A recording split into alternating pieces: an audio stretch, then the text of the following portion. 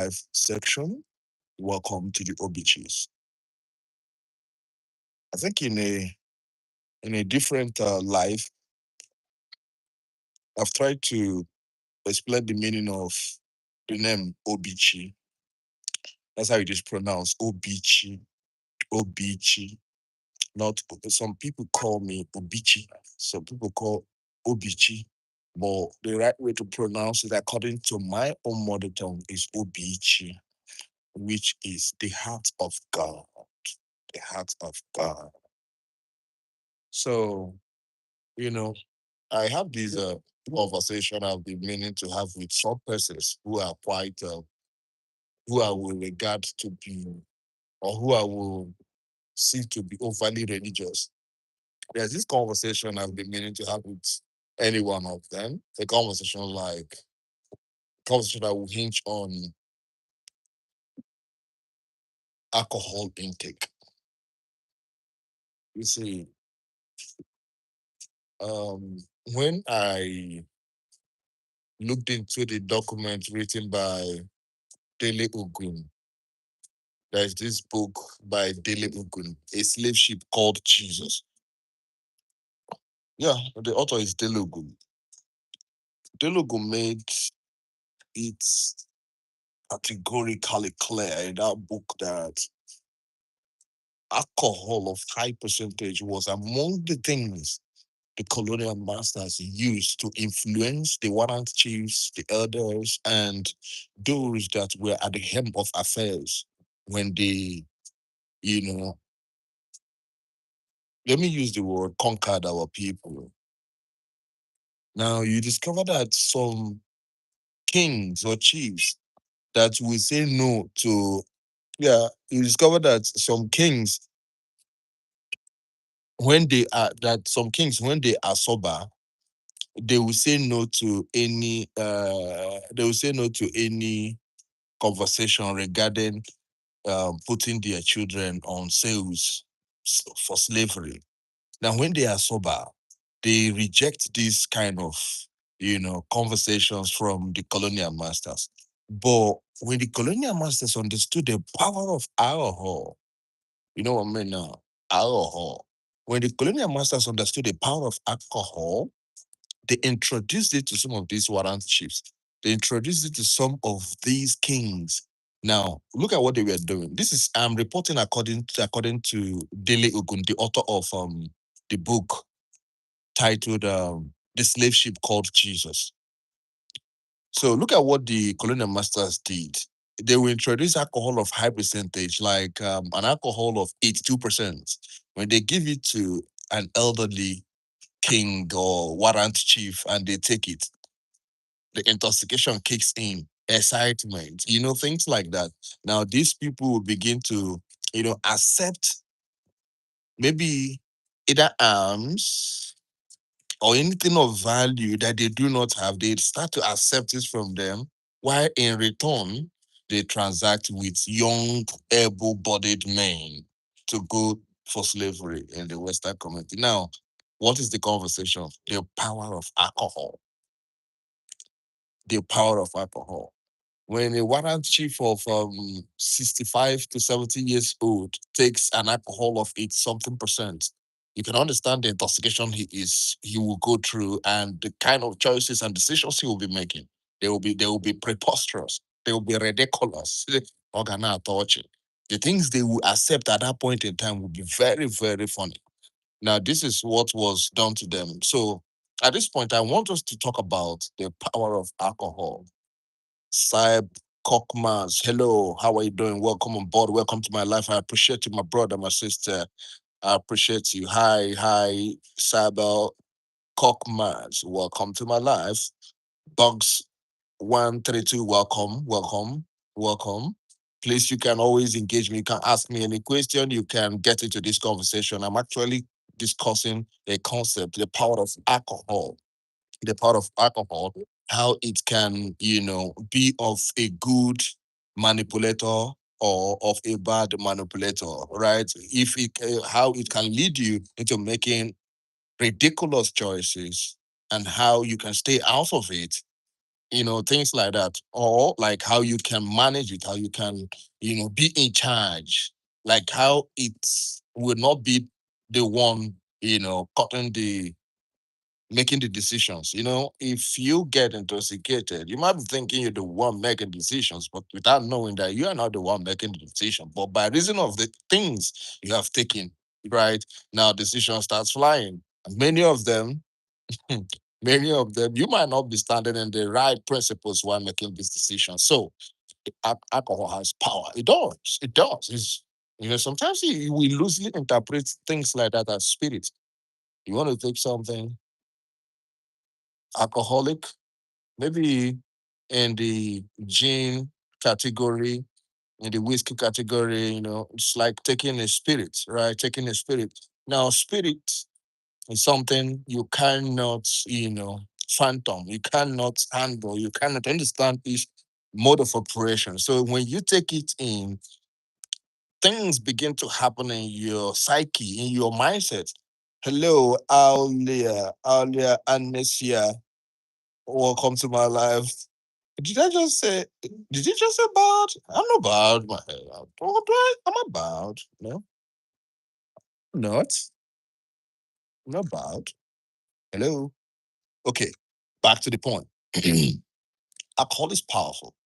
If we are not able to manage, control, and stand on the right principles while we take it, it might be to our own detriment. Yes, but look at this.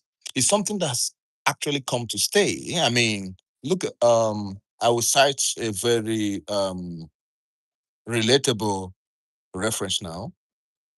In the continent of Africa, in Nigeria to be precise, you will discover that preachers of the gospel criticize the intake of alcohol. They criticize everything that has to do with alcohol. But pay attention to this.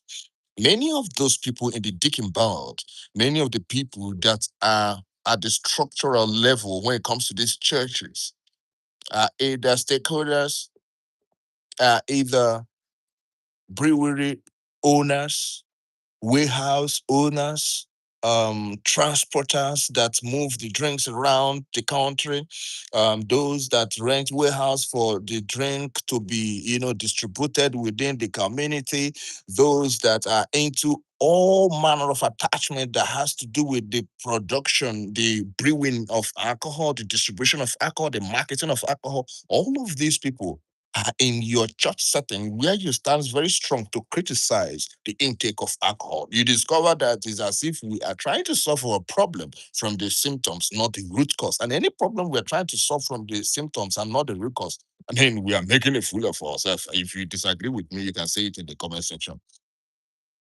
Kantika Aya.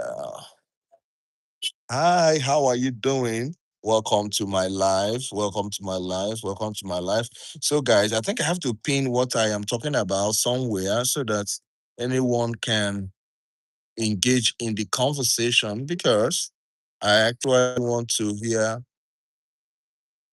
um question and answer. What do you have to what do you have to say about the positive influence of alcohol? Let me look at the positive side of it first, if there is any. What do you have to say about the positive influence of alcohol? Of alcohol. Okay, cannot complain. Okay, okay. No, let me put it this way. Any positive influence of alcohol, any positive, please, if you are hearing me, you can also write something in the comment section. Let's engage in the conversation. Any positive influence of alcohol? Let me know what you guys think in the comment section. I'm starting a question and answer now. Any positive influence of alcohol? If you're active, you can tell me. You can tell me. Any positive influence of alcohol? You think so? Let me know. If you can hear me, say hello. If you can hear me clearly, say hello. If you can hear me clearly, I'm having a conversation on the power of alcohol. If you think there's any positive influence of alcohol, you let me know in the comment section.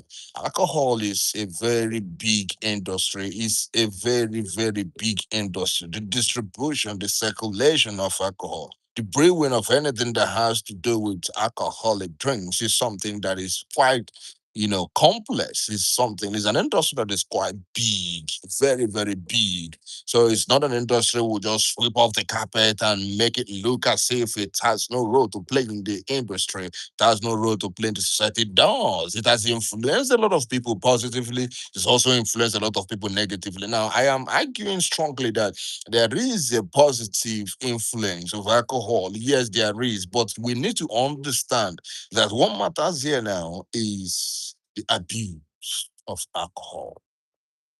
There is a positive influence. There is a good reason for it because everything was created by God and everything God created. There's a purpose to which He created each and every one of these things, and alcohol is among the things He created. Think about it. There's a purpose for it. Now, what the problem is the abuse of this thing called alcohol. That's what the problem is. The abuse of it. A lot of people stand on certain traditions and norms and principles that helps them to justify that the intake or the either the intake or the critique of it. Each and every one of us are standing on maybe one or two religious or traditional, lines that forbids them to take in it, and by reason of standing on certain principles that makes them forbid it, they try to critique it strongly and make it look as though those who their norms do not quite forbid it are the ones sinning. Right? Yeah, things like that. So we have to withdraw the balance at this point. We have to withdraw the balance. We have to withdraw the balance. We have to withdraw. Everything is it permissible? Is it permissible? There's an injunction that goes in that direction. I think it was Apostle Paul that made that injunction. Said everything is permissible for him, or something like that. There is this thing we call the perfect will of God and the permissive will of God, right? Something like that. Like you have the will, you have the willpower to do anything you want to do. You have the willpower to eat anything you want to eat. You have the willpower to serve whatever you want to serve. Yes, you have the willpower to even decide or to choose against God. You do, you do. But think about this: to whose detriment? In whose expense? That's where we come now. In whose expense? To whose detriment? That's where the conversation begins. I was in a conversation with a friend of mine. I was like, brother, your ignorance is personal, can be personal, but not private. Your ignorance can be personal, but not private. Your stupidity is going to affect me. Your stupidity is also my stupidity. If I keep company with a stupid person, automatically, I am in line. The key of stupid people. So if we do not understand, look at this. There's an injunction in the book of Amos, I think in chapter 3 of the book of Amos, verse 3 of it. It goes in the manner that two cannot work together except they agree. But pay attention to this. Pay close attention to this. Okay. Pay attention to this. Two cannot work together except they agree. But mind you, two cannot agree except they understand each other. Two cannot work together except they understand each other. So for you to agree with each other, you need to first of all know each other, understand each other, and from there, either possible agreement or disagreement will happen. It's as simple as that. There should be a place of knowing each other, understanding each other before any such thing as agreement. That's how it works. That's how it works. So we need to understand where each and every one of us are coming from when it comes to criticizing alcohol or embracing it, or understanding the intake, the quality, the quantity of intake and how it should be taken. And understanding is medical Value is medical. What will I put there now? It's medical requirement or something like that. If I can put it there loosely, because I'm pretty sure that there is a reasonable degree. I mean, there's a reasonable quantity of alcohol we take in by even the food we eat and the fruits we take by the day. We in the food we eat, in the things we drink. I mean, juice. So some of them act as preservatives, and a lot more that alcohol can do. Yeah, it has a positive influence. Actually, the problem here now is the abuse of alcohol. Now, that word abuse is a combination of two words: abnormal use, which means it has a normal use. When you use it abnormally, begin to you know, have a negative influence of alcohol. But if you use it normally, you begin to have a positive influence of alcohol. Yes, you in many of the drugs you take, I mean the medications you gain from the pharmacies, from the hospitals, there is a reasonable quantity of alcohol in it for it to function and for it to be preserved and all of that. Yeah, you do need it, but what matters is the abuse of these. So that's where we draw the line. The abnormal use. How do you stay away from the abnormal use of these things? Understand what they are meant for. Use it at the right time. Take them at the right place. Did you understand that? Did you understand that? No abnormal use. Stick to the normal use. Oh, don't abuse it. Don't abuse it. You do not abuse it. You get the point now? If you don't get the point, forget about it. See you guys in my next life. For every one of you that's connected, that's tuned into this live section today, please do subscribe. Do subscribe. Please, please, please do help us to grow. Do subscribe, like, and comment. Always share your views in our videos. If you have watched any for a short and it cuts across and pass a message to you, please do like, do comment, do share if possible. Please subscribe, stay subscribed, and keep your notification on. We'll keep bringing values to you guys. We'll keep discussing principles that you will tap into and make the most out of life.